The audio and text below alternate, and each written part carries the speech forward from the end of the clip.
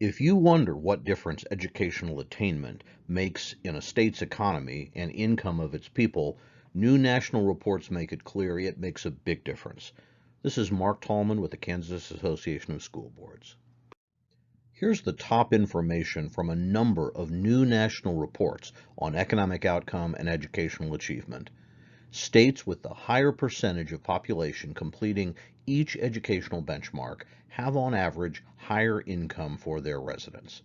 The benchmarks we're talking about are the percent of the population that has completed high school, that has completed any post-secondary education up to a 4-year degree, whether or not a degree is earned, and that also includes technical certificates, and finally the percent of the population who's earned a 4-year degree or higher. Now, we should note that the impact of the recent COVID pandemic crisis is not known, but it's unlikely to change the results very much.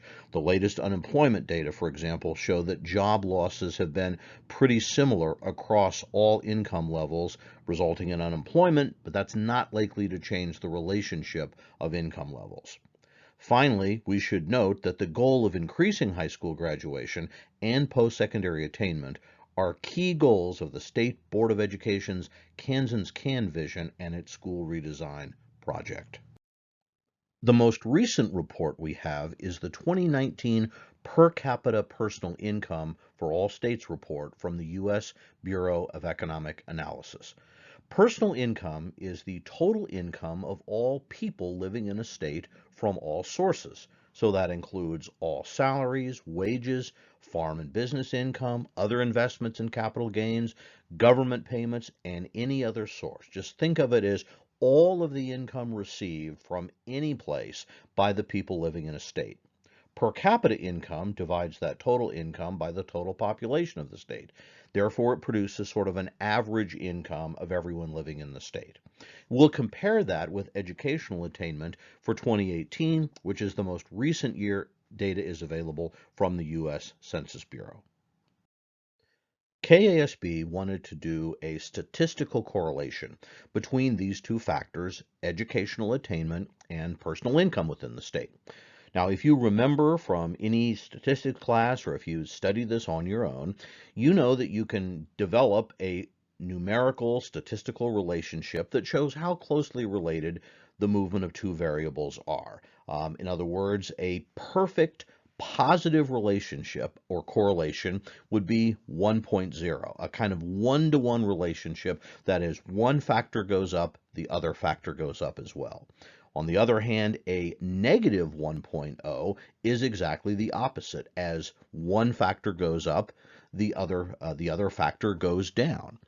So what we wanted to do is do the correlation and to see what is the correlation between a level of personal income in the state and educational attainment. When we first looked at the relationship between income and high school completion, we found a positive correlation of about 0.4. Moderate, but definitely a noticeable factor and definitely positive. We then looked at the correlation of the percent of population that had any type of post-secondary education up to a 4-year degree. That would include technical education, 2-year degrees. It would also include those who had some college but hadn't finished a degree. The correlation there was a positive 0.6, so considerably stronger than just finishing high school. Finally, when we look at the correlation between 4-year degrees and per capita income, we found a very strong correlation of 0.8. If you put that on a graph, what you see is a clear upward sloping line showing that as income is increasing, 4-year degrees are increasing, and we find that most states are clustered relatively tightly along that line. That's exactly what we found. So in other words, high school graduation alone is associated with higher average income. The more college you have, the stronger that relationship is, and getting the highest percent of your population to have a 4-year degree has the strongest possible connection.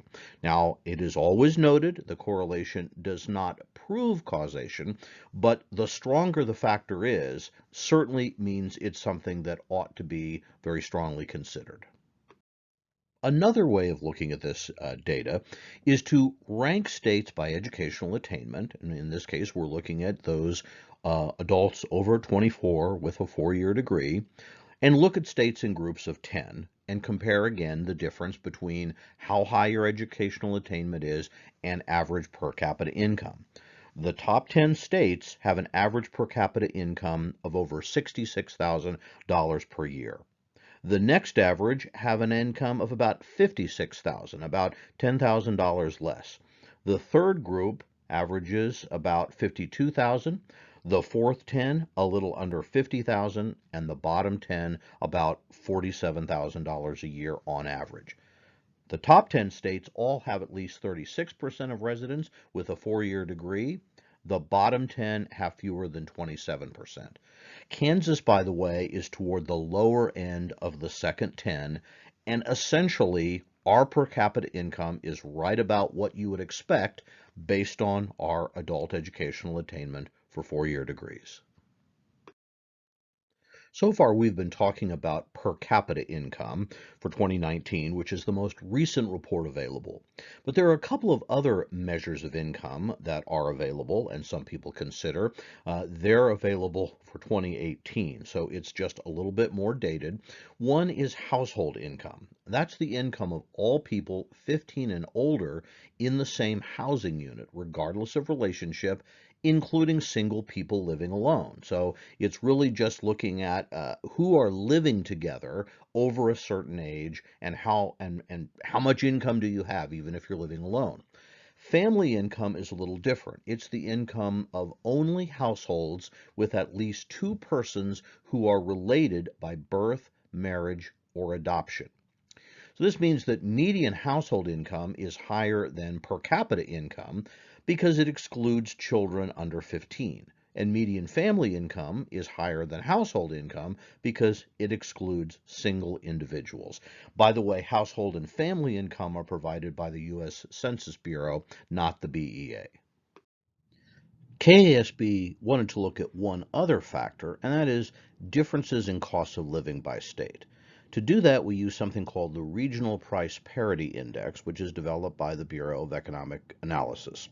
What this does is adjust state economic data for relative differences in the cost of living compared to the national average. For example, Kansas living costs, according to this estimate, which is put out every year, although it's usually a couple years old, are about 90% of the U.S. average. So we're a somewhat lower than average state when it comes to living costs. So for this analysis, Kansas incomes are adjusted upward because $1 of income in Kansas buys more than $1 in higher cost states. Higher cost states would have their average income, whatever measure you're looking at, lowered back toward the national average. So this gives us a truer sense of how far income will actually go in every state. When we add median household income and median family income to per capita income, the facts remain just the same. States that have a higher percentage of population with high school completion have a positive correlation. Any post-secondary attainment, that percent of the population, as that goes up, income also goes up, and it's a stronger correlation. And the percent of the population with 4 years of college has a very strong correlation. In fact, for actual numbers, household and family income has slightly stronger correlations than per capita income. On the regional price adjustment, the results change just a little bit. The 4-year college correlation is a little bit less, but in some cases, other factors are a little bit stronger. The bottom line remains the same. Whatever income measure you're looking at, and whether you're using an unadjusted or adjusted income level, depending on different costs of living in your state, the higher percent of your population reaching educational benchmarks has a stronger correlation with average income in your state. As we said earlier, correlation alone, no matter how strong, does not prove causation. It doesn't prove that one factor is causing another to move in the same direction or opposite direction. But we can infer a relationship more strongly if there's other evidence that indicates the same thing. And there's a very clear similar impact if you look at the impact of educational attainment on individuals. One way to do this is to look at information from the Bureau of Labor Statistics for 2019. Of course, that's the last year that we have full year information available for.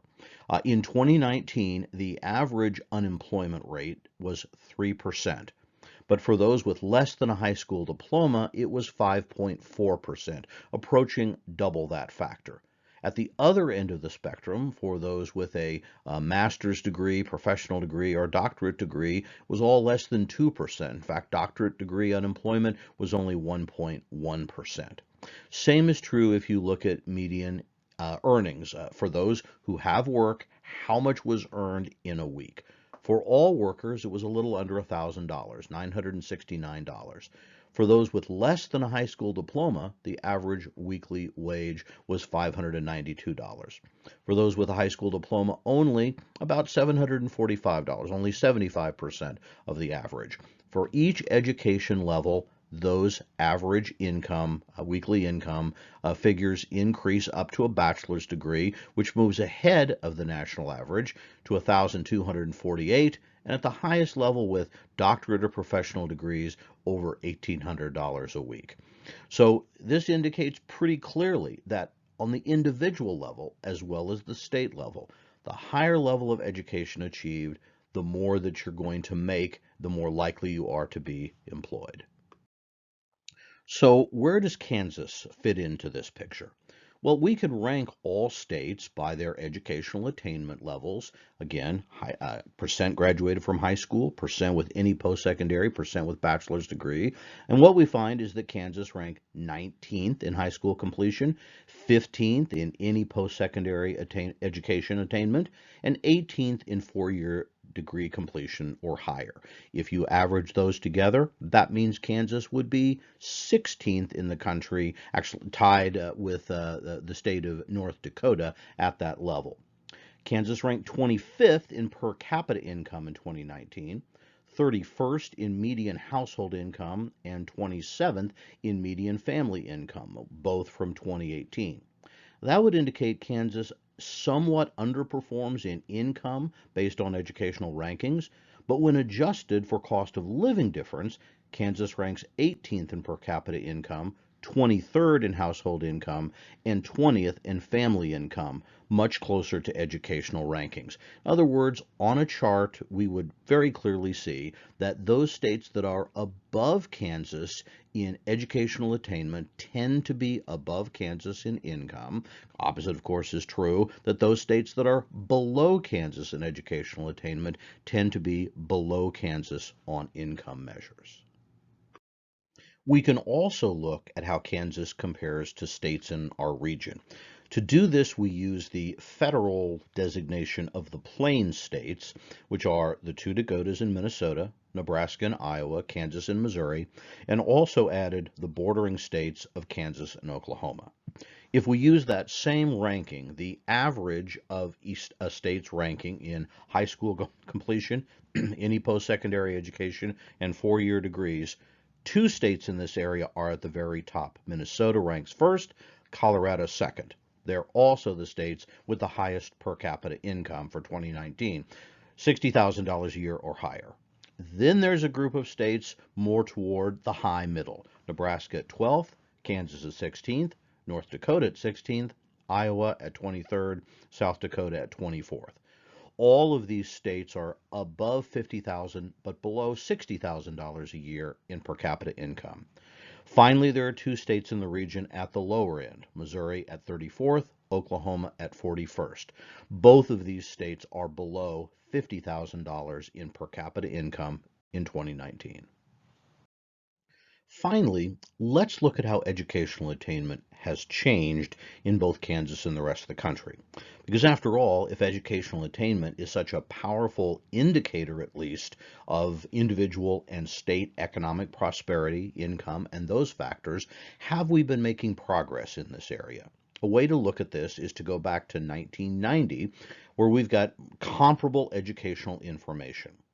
For Kansas in 1990, the high school completion rate for adults 24 years and older was 81.3%.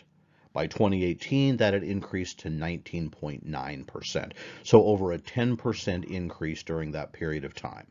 The rest of the country increased from 75% to 88%. So still below Kansas, a little bit higher rate of improvement. For four-year degree completion, the increase was even greater as a percent. In 1990, just 21.1% of Kansas adults had a four-year degree. By 2018, that had increased to 33.8%.